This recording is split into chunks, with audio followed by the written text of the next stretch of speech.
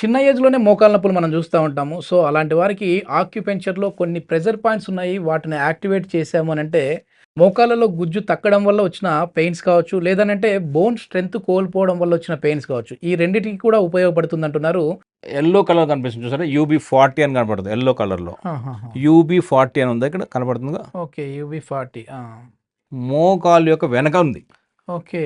So, ఈ పాయింట్‌ని మెల్లగా ప్రెస్ చేయడమే. హ్మ్. నొప్పొస్తుంది బాగా. ఓకే. పెయిన్ ఉంటది. పెయిన్ ఉంటది. పించింగ్ ఉంటది. ఆహాహా! అది మెల్లగా 1, 2 ఇట్లా నొక్కి వదలడమే. ఇట్లా ఆ! నొక్కి వదిలి, నొక్కి వదిలి ఇలా మనం ఒక 60 సార్లు చేయొచ్చు. ఇలా కూర్చున్నప్పుడు కూడా హ్మ్. మనం ఈ ట్యాప్ చేసుకోవచ్చు. ఓకే. ఎగ్జాక్ట్ బ్యాక్ సైడ్ కదా!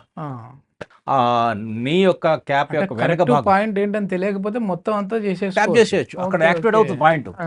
అద్భుతమైన రిజల్ట్స్. యెస్. ఎవరైనా ఈ మోకాళ్ళ నొప్పులతో బాధపడే వాళ్ళుంటే మీకెందుకంటే రూపాయి ఖర్చు లేనిది ఇంట్లో మీరే కూర్చొని చేసుకునేది. ఎవరే గాని ఎప్పుడైనా జనార్దనాచారి గారు మీరు రండి నేను ట్రీట్ చేస్తాను. నేను అమౌంట్ ఆ విధమైన వ్యక్తి కాదు. ఎందుకంటే ఇది నేను నేర్చుకున్న విద్య 10 మందికి ఉపయోగపడాలి.